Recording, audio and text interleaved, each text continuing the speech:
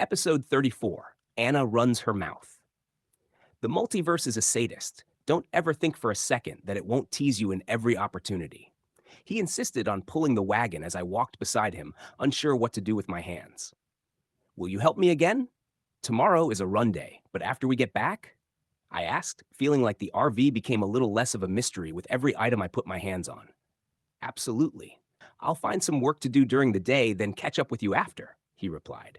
I waited for him to ask what he gets for it, but the question never came. How's your hangover? He asked with a smile. I think it's gone, I shrieked when I realized. You? I asked back.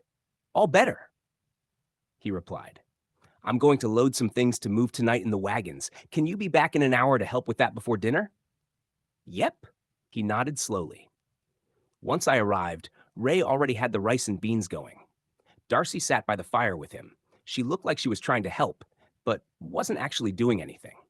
I presented him with the chicken and a few bags of broccoli and cheese noodle packs. He put back the few things he'd pulled, pleased with the upgrade. I left the trash with him and dragged the cart inside. I unloaded and stacked the food. I am dead set on sleeping in my own bed tonight. I thought, moving clothes from the chest to the wagon. Furthermore, I will be sleeping alone. My mind demanded as I moved shoes and hats and sunglasses to the wagon. I need to find my equilibrium before all the events of the past few days throw me off balance. I can't move to the new place while off balance. I looked down at the wagon, decided I needed 2 more nights, and pulled 2 sets of clothes back out, placing them on the bed. I argued with myself. I keep wanting to leave things that I don't need for Denny to use. Part of me didn't want to deal with the bartering process on so many things. But would I leave these things for the next person if they were a stranger? Did anyone leave anything for me? No. Why do I feel selfish for wanting to keep what I earned but didn't need? I went and got Ray's wagon and continued moving items into it. I did some final checks. Most of the food and the larger cooking pans and pots would stay behind. They sat against the wall and on the remaining table under the map. Denny came back and he insisted on taking the things himself, wanting me to relax. I let him. When we got back, I made my nest by the fire and brought out my teapot and dishes. I decided I could leave these items in a box with Denny or Ray, instead of carrying them back and forth every day. Hey V, Darcy has a good idea, Ray said. Darcy, who was still fireside, did her usual thing and shrunk at the attention. She says she thinks she can make fry bread if we get the ingredients. Ray continued. How's that work? I asked. It's a Native American way of making bread. They make dough, then flatten it out, then fry it. Ray continued. I laughed. I know what fry bread is, but how is she going to make it over a fire? I responded. If we put a pan of oil over it, it should get hot enough, right? Darcy asked. I had no idea. No harm trying. I shrugged. I can get the stuff tomorrow and we can have it for dinner, if that's enough time. She nodded. It is. It's really good with soup. Can we have soup with it? Taco soup. Ray perked up. I laughed. Let's not burn ourselves out on that one, Ray. I continued to laugh. He laughed too. What if we water down some beef stew and add some bouillon? I know we have a lot of that. It would be really good if we added some tomato paste and hominy with it. She followed up. Maybe some chile. I could kind of see where she was going and decided to let her lead. I added the ingredients to the shopping list. As every night before, people surfaced and chatted as they set up their spots. Anna with her Papa-san chair, Dave in his cooler, Carol with her camping chair, Jackson and his blanket. Denny came first, and Jackson greeted him immediately as he exited his fence. Rather than hug or bump fists, they fought to bend each other over and hump the other's butt. Denny won. Ray announced that tonight we would be having cheesy beans and rice with real chicken, not canned. Everyone was excited. Food sloshed into bowls and conversation commenced. Leftover alcohol bottles surfaced and were passed. I sniffed a bottle, but my stomach threw such a fuss that it was clear that would never be happening again. Very few partook. How do you guys think Marty got fresh meat this deep into DeReg without it going bad? I asked, pointing with my fork to a piece of meat. Not that anyone could see that's what I was doing. Did you find a cooler? Ivan asked. He probably put dried ice in with it. Yeah, now that I think about it, he has a cooler on wheels. I remembered out loud. You mean you do? Dave laughed. That I do. He was right. Conversation trailed on, and it became obvious who was drinking and who wasn't. Anna had been talking to John. They didn't typically talk, but the alcohol had made her more sociable.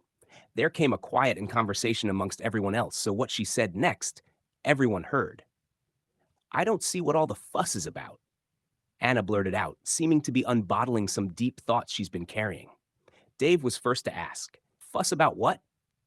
"I don't know why it makes her such a hero, is all," Anna said, waving her hand in my direction, leaning back in her chair.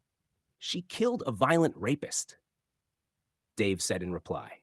Anna rolled her eyes and leaned forward in her chair in his direction. "I know you guys like to think you're carrying some nuclear weapon in your pants, but there is literally nothing easier in the world than taking a dick for 5 minutes." She leaned back again. All this would have been over as quick as it started, but Miss Precious here would rather walk around screaming in her underwear, waking everyone up. And now you simps made her a flag because she brought you some meat. It's pathetic. I stared at her. I knew she was missing the finer intricacies of what rape is. But I suppose at its base, I did take the more physically challenging route. "So you think rape is okay, and he was fine to keep doing that to women?" Denny replied, angry. "I'm not saying he didn't deserve it," she replied. "I'm just saying it doesn't make her a hero. Hell, she's a bigger monster than he was. I saw the photo. She could have offed him. Instead, she carved up his face with a knife like a jack-o'-lantern. They say he lived another half hour with his face half peeled from his skull." Denny jerked and looked at me in horror. I didn't take my eyes off of her, though. Episode 35, Beef Stew. Anna saw the doubt rising in Denny and felt empowered to go on. What she did to him was way worse than what he was going to do to her. Hell, it was worse than murder, and I'm saying you're batshit insane to be able to do it at all. Hell, I think you enjoyed it, she said smugly. I did. I felt a great deal of satisfaction learning he had lived for another 30 minutes too. I searched my mind wondering what made me crazy about enjoying that fact. The fact that I couldn't made me question if I was crazy. "Until you've been there, you can't judge," Darcy screamed. She'd been struggling to speak up, and it came out as a panic. Her voice shook and cracked. She was on the verge of tears. "I have been there, a few times. He paid in alcohol. He was a fast finisher." She laughed, mocking. Carol took that as a cue to leave, quickly packing up her bowl and shooting me an apologetic eye. I felt like I should say something now, but I was more wrapped up trying to unpack how warped her mind was. I grew concerned that my silence looked like weakness, but the longer I waited, the harsher the thing I said had to be. "You don't get it because you don't have any self-respect." John spoke this time, with a calm authority. "You have no self-ownership. What do you know?"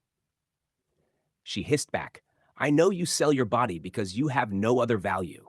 He said flatly, "I sell it because I own it." She rolled her eyes, flicking her hand at him. "You couldn't survive if you didn't rent out your holes. You're a public commodity, not a person. Men no one will touch come to you." He replied, "Jesus walked with lepers," she laughed, thinking she'd made a witty comeback. "He didn't suck their dick," he replied. The others laughed. "So what? Most women exchange sex for security and attention. I was just smart enough to attach a price tag," she yelled. She was angry because she was disrespected. Someone like you can't be disrespected because you don't know what it is to be respected to begin with. Ray added, "I realized I didn't need to say anything. I had them." I leaned back to rest on my arms, legs stretched toward the fire, and watched. "Men literally pay for my time." She pointed to Dave. He scowled at her. "You think that's worse than her hiking miles every day doing your shopping?" "I pay a can of stew to jerk off on you. You're not worth any more than that," he bellowed back. "Don't think too highly of yourself." My mind pieced together the life cycle of the stew he'd have me buy every few days. The same cans she'd bring to dinner to buy 2 meals with. "Well, it's double now." She rolled her eyes. "I just said it wasn't worth more," he yelled. They prattled back and forth. I couldn't tell if it was a foreplay or an end to their arrangement. Ray and I made eye contact, and he shook his head in disgust. I never did like her. It didn't bother me much that she caught up to the curve. I shrugged to show I wasn't bothered, then mouthed, "Thank you." I could feel Denny beside trying to get me to look at him, but I don't know how to handle him right now. He did not take the picture Anna painted about Marty's death very well, and I wasn't going to pretend I didn't enjoy every bit of it. Just then, Dave yelled, "If it's so easy laying there for 5 minutes, maybe I should just take it for free." Denny scrambled up, as did the other guys. Dave had charged her and grabbed her by the wrist. She screamed. The last I saw, she was still gripping the Papasan chair, and he was dragging her along with it. Then the guys piled on. By then, I was already inside, grabbing the gun. Everyone was a tangle, yelling, arms flying. He still had her wrist. "Let her go," I yelled over the ruckus. No one heard me. "Stop it," I commanded. Nothing. They were fighting and yelling, 5 guys to Dave, and he was still on his feet. I fired a shot into the air. The yelling stopped, but Dave was still bucking, her still screaming, and the guys mostly just trying to hold on. I fired again, this time hitting Dave's cooler on the ground near me. The noise was much louder. The cooler rolled and rattled. All but Denny and John let go. Dave did not. I squinted, clenched my teeth, and marched toward him, pulling the gun up straight at him as I walked. Denny's eyes grew wide. He and John let go and stepped back. Dave still had her by the arm but stopped moving. She sobbed quietly. The light of the fire flickered over them. "Let her go," I repeated. Dave blinked. "You heard what she said about you." "Let her go," I repeated, putting the gun to his face. "Girlie, I was defending you." He tried to reason. I stepped back, moved the gun to his left lung, and repeated again. "Let her go?" I don't think it was lost on him what I implied with that, and he let her arm drop. She sobbed, holding her wrist. Jackson and Ray helped her up and away from him. The others dragged her chair. I stood there, still pointing at him. It was clear he was done. But I didn't know what I wanted next. Everyone was quiet, except Darcy, who was crying. "Now look, you know I wouldn't. I'm just drunk, girlie," he said, breaking the silence. "I don't know that," I replied, not breaking eye contact. "Come on, V, we're friends." He tried to laugh to lighten it. "Not anymore," I said flatly. "He's just really drunk," I heard one of the guys say. "I was defending you," he said with more panic. "Hell, none of us knew each other until you came. I was defending you." "The only one benin violent is you," I replied. "Look, I'll just go in my house and I'll sleep it off. I'm sorry, V," he said in a paced, negotiating manner. "I'm sorry, guys," he yelled over the group. "And?" I replied. "And what? Anything," he asked. "Who else are you sorry to?" I replied.